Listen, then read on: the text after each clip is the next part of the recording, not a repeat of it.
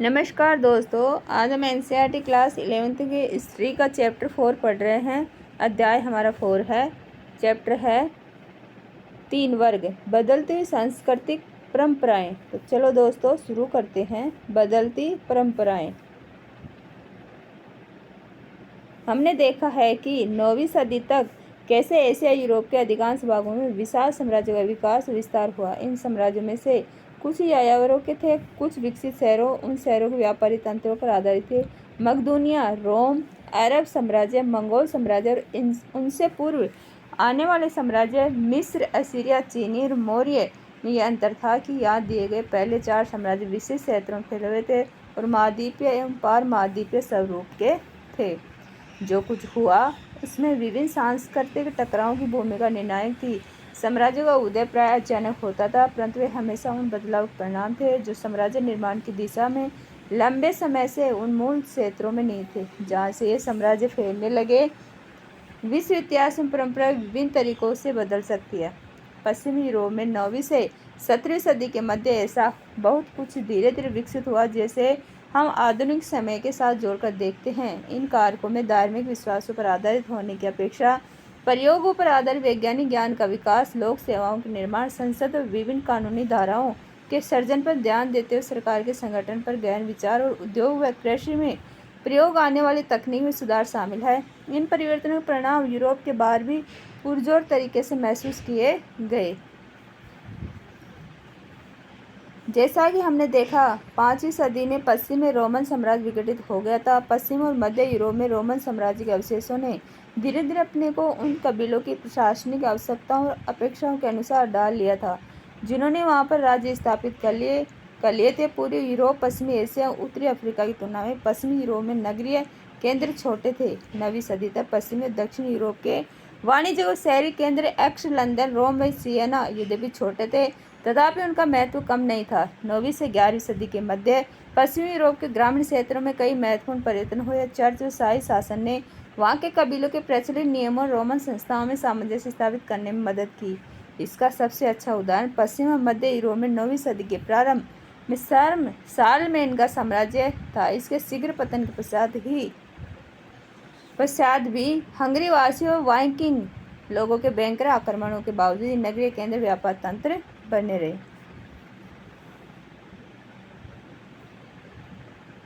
इन सभी परिवर्तनों की अंतर्क्रियाओं के फलस्वरूप सामंती व्यवस्था अस्तित्व में आई। सामंतवाद की पहचान दुर्ग और मैनर भवन के इर्द गिर्द कृषि उत्पादन यह भूमि मैनर के लार्डों की थी जिस पर कृषक कृषिदास कार्य करते थे। ये वफादार होने के साथ माल और सेवा प्रदान करने के प्रति वचनबद्ध होते थे। ये लार्ड बड़े लार्डों के जो राजा के सामंत होते थे के प्रति वचनबद्ध थे। कैथोलिक चर्च जिसका केंद्र बिंदु पोप और उनकी व्यवस्था थी सामंतवाद को समर्थन देता था। उनके पास अपनी भूमि भी थी। ऐसे संसार में जहाँ पर जीवन की अनिश्चितताएं, औषधियों का अल्प ज्ञान और निम्न जीवन प्रत्याशा आम बात थी, चर्च ने लोगों को व्यवहार का ऐसा तरीका सिखाया जिससे मृत्यु के बाद का जीवन सैन्य बन सके। मठों का निर्माण हुआ जहाँ पर धर्म में आस्था रखने वाले लोग अपने को कैथोलिक चर्चवासियों के निर्देश अनुसार सेवा में लगाते थे। साथ ही चर्च स्पेन से बाइजेंटियम तक के मुस्लिम राज्यों में फैले विद्वता तंत्र का भाग थे।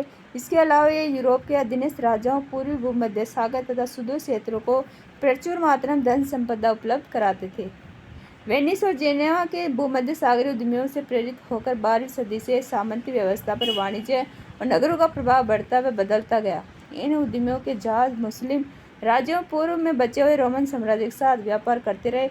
इन क्षेत्रों की संपत्ति के लोभ में तथा ईसा के जीवन से जुड़े पवित्र स्थलों को मुसलमानों से आज़ाद कराने की भावना से प्रेरित होकर यूरोपीय राजाओं ने धर्म युद्ध के दौरान भूमध्य सागर के पार के स्थानों से संबंध मजबूत किए। यूरोप के आंतरिक व्यापार में सुधार हुआ जो मेल और बाल्टिक समुद्र तथा उत्तरी सागर के बंदरगाहों पर केंद्रित था, बढ़ती हुई जनसंख्या द्वारा प्रेरित था।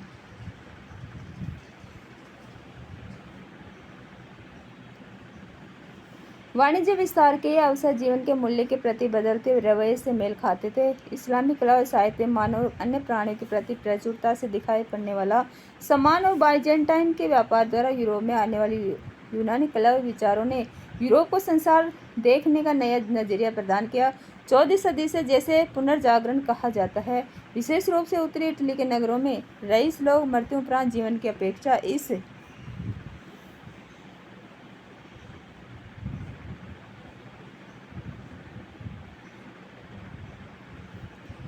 जीवन से अधिक वास्ता रखने लगे। मूर्तिकार, चित्रकार, लेखन, मानव और संसारिक खोज में अधिक दिलचस्पी लेने लगे। 15वीं सदी के अंत तक इस तरह की परिस्थिति ने यात्रा और खोजों को अभूतपूर्व ढंग से बढ़ावा दिया। कई शुरू हुई। स्पेनवासी और पुर्तगाली जो उत्तरी अफ्रीका के साथ व्यापार करते थे, पश्चिम अफ्रीका के तट पर और दक्षिण में जाने लगे। इस तरह उत्मासा अंतरिप कैप ऑफ गुड होप होते हुए भारत पहुंचे, जो यूरोप में मसालों के एक महत्वपूर्ण स्रोत के रूप में प्रसिद्ध था। कोलंबस ने भारत के लिए एक पश्चिम मार्ग खोजने का प्रयास किया और 1492 ईस्वी में एक द्वीप पर पहुंचा, जिसे यूरोप वासियों ने वेस्ट इंडीज कहा। दूसरे खोजकर्ताओं ने आर्कटिक की ओर से भारत और चीन के लिए उत्तरी मार्ग खोजने का प्रयास किया। यूरोप के यात्रियों को अपनी यात्रा के दौरान भांति भांति के लोग मिले। कुछ हद तक वे उनसे सीखने के इच्छुक थे। पोप और कैथोलिक चर्च में भूगोल वेत्ता पर्यटक हसन अल वजान यूरोप में लियो अफ्रीकानास के नाम से विदित के काम को प्रोत्साहित किया। इस भूगोलवेत्ता ने पोप लियो दसम के लिए 16वीं सदी की शुरुआत में अफ्रीका का भूगोल पहली बार लिखा। जेसुइट चर्च के सदस्य ने 16वीं सदी में जापान के बारे में जाना और उसके बारे में लिखा। 17वीं सदी में एक अंग्रेज व्यक्ति विल एडम्स जापानी शोगुन तोकुगावा इयास का मित्र एवं सलाहकार बन गया। अमेरिका पहुंचने पर यूरोपीय लोगों का वहां के मूल निवासियों से संपर्क हुआ। हसन अल वजान की तरह ही इन लोगों ने यूरोपीय लोगों में दिलचस्पी ली और कभी कभी उनके लिए काम भी किया। उदाहरण के लिए एज़टेक की एक महिला ने, जो बाद में डोना मेरिना नाम से जानी गई, मैक्सिको के स्पेनी विजेता कोर्टेस से दोस्ती की, उसके लिए दुभाषी का काम किया और कई तरह के प्रबंध करवाए। यूरोपवासी नए लोगों के साथ सामना होने की स्थिति में कभी कभी सचेत, अनाथ, संशयी और चौकन्ने होते थे, यहाँ तक कि जब वे व्यापारिक एकाधिकार स्थापित करने और हथियारों के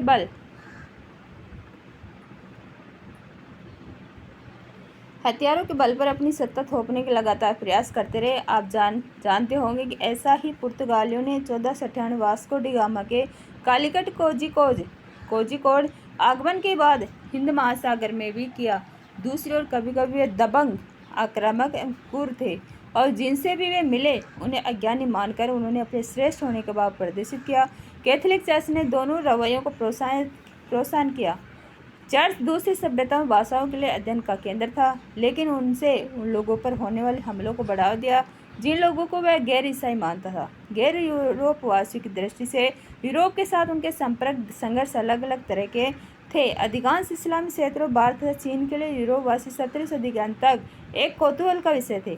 वे ऐसे हष्टपुष्ट व्यापारियों तथा नाविकों के रूप में देखे जाते थे जो वृत्त दुनिया के बारे में पूर्वी लोगों की समझ में बहुत योगदान नहीं कर सकते थे। फिर भी जापानियों ने उनकी प्रौद्योगिकी के कुछ लाभ जल्द सीख लिए। उदाहरण के लिए 16वीं सदी के उत्तरार्ध तक उन्होंने बड़े पैमाने पर बंदूकों का उत्पादन शुरू कर दिया। उत्तरी और दक्षिणी अमेरिका में एज़टेक साम्राज्य के शत्रुओं ने यूरोपवासियों का उपयोग एज़टेकों की शक्ति को चुनौती देने में किया। साथ ही साथ यूरोपवासियों के साथ आई बीमारियों ने जनसंख्या का विनाश कर दिया। 16वीं सदी के अंत तक कुछ क्षेत्रों में 90% जनसंख्या मृत्यु के आगोश में समा गई। अब आता है कालक्रम 3, लगभग 1300 से 1700।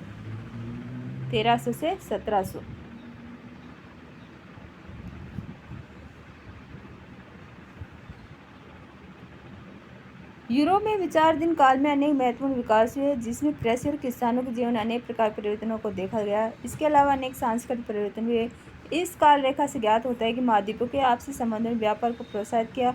इन संपर्कों ने अनेक क्षेत्रों को प्रभावित किया और विचारों, आविष्कारों तथा वस्तुओं का आदान प्रदान एक महाद्वीप से दूसरे महाद्वीप में होने लगा। भूमि पर नियंत्रण, स्रोत, व्यापार के क्षेत्र पर नियंत्रण रखने के लिए राज्यों में परस्पर लगातार संघर्ष हो रहे थे, जिसके कारण महिलाओं और पुरुषों को यदि उनकी हत्या न कर दी गई हो तो उन्हें उनके निवास स्थानों से निकालकर उन्हें दास बनाया जा रहा था। इस तरह लोगों का जीवन अनेक रूपों में इतना अधिक बदल गया था कि उसे पहचानना बहुत कठिन हो गया था। और एक तिथि, फिर द्वीप महाद्वीप आते हैं, अफ्रीका, यूरोप। 1300 से 25 स्पेन में अल-ब्रह्म और ग्रेनेडा महत्वपूर्ण सांस्कृतिक केंद्रों के रूप में प्रतिष्ठित हुए। 1325 से 1350 मिस्र में प्लेग, इंग्लैंड और फ्रांस के मध्य सप्तवर्षीय युद्ध 1337 से 1453, संपूर्ण यूरोप ब्लैक डेथ, एक प्रकार का प्लेग का प्रकोप। 1350-75 इब्न बतूता द्वारा सहारा की खोज, फ्रांस के किसानों ने ऊंचे करों का विरोध किया। 1358 1375 से 14 ब्रिटेन में किसानों का विद्रोह। 1381 जोफर चौसर ने दी कैंटरबरी टेल्स की रचना की, जो अंग्रेजी भाषा की प्राचीनतम कृति थी।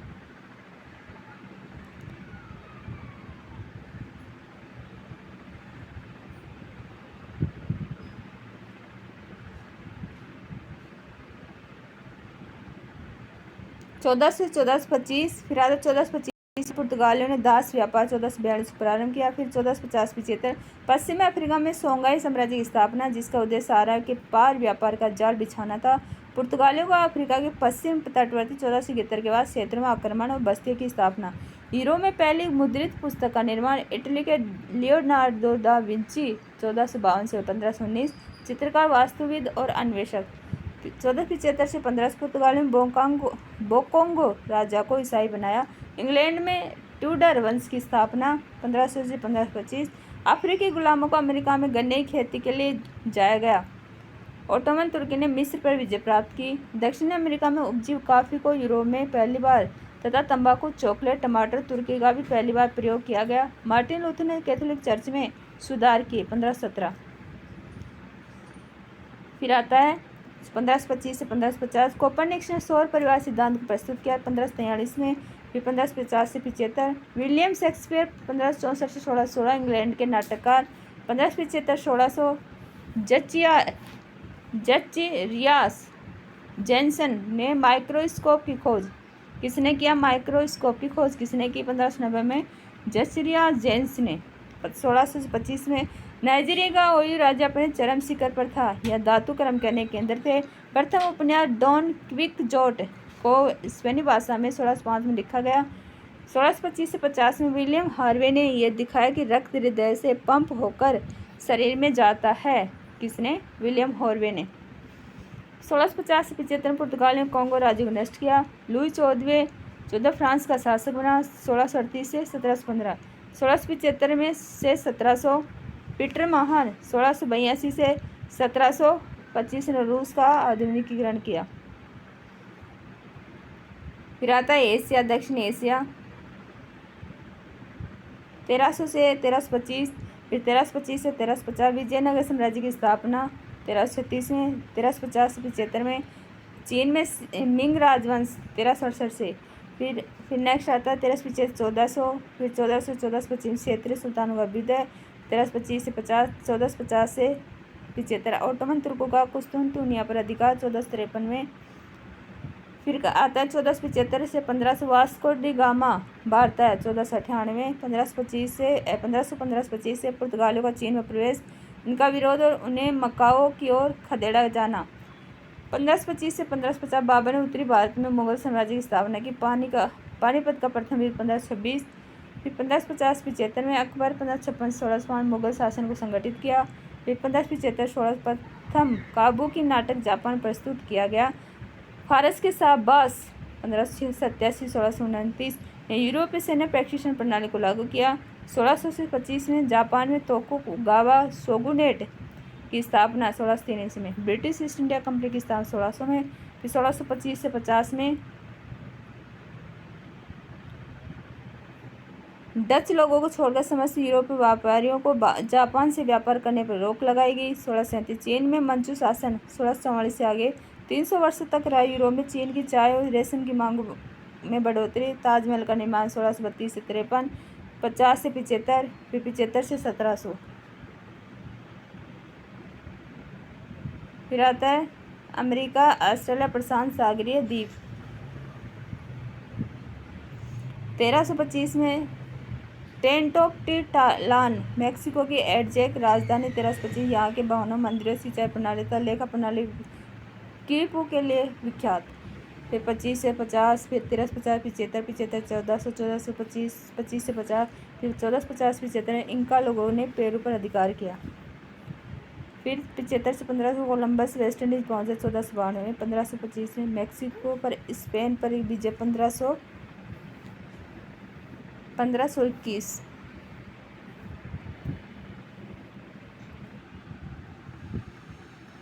फिर आता है 1525 में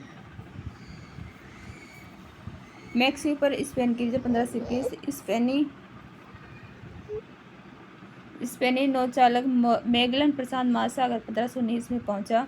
1525 से 50 में फ्रांसीसी अन्वेषक कनाडा पहुंचे। 1534 में 50-75 स्पेन की पेरू पर विजय। 1572-75 1600 में डच नाविक अनायास ही ऑस्ट्रेलिया पहुंचे।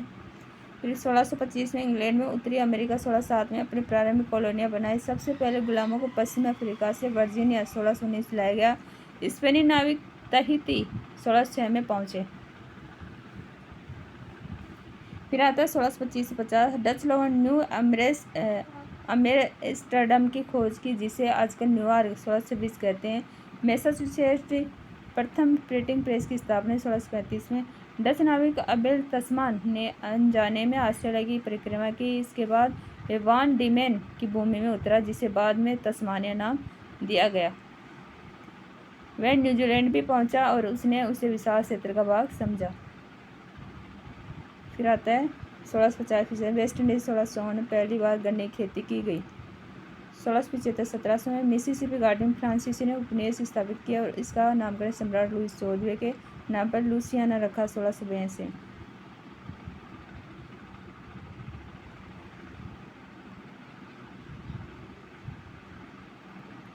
3 वर्ग क्या है पढ़ते हैं। इस अध्याय में हम 9वीं और 16वीं सदी के मध्य पश्चिमी यूरोप में होने वाले सामाजिक, आर्थिक, राजनीतिक परिवर्तनों के बारे में पढ़ेंगे। रोमन साम्राज्य के पतन के पश्चात पूर्वी और मध्य यूरोप के अनेक जर्मन मूल के समूहों ने इटली, स्पेन, फ्रांस के क्षेत्रों पर अधिकार कर लिया था।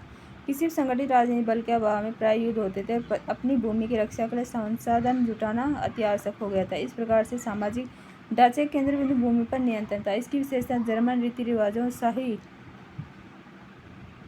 शाही रोम की परंपरा से ली गई थी। ईसाई धर्म जो 4वीं सदी से रोमन साम्राज्य का राजकीय धर्म था, रोम के पतन के पश्चात ही बचा रहा और धीरे धीरे मध्य और उत्तरी यूरोप में फैल गया। चर्च भी यूरोप में एक मुख्य भूमिधारक और राजनीतिक शक्ति बन गया था। 3 वर्ग जो इस अध्याय का केंद्र बिंदु है, से हमारा अभिप्राय 3 सामाजिक श्रेणियों से ईसाई पादरी, भूमिधारक, अभिजात वर्ग और कृषक।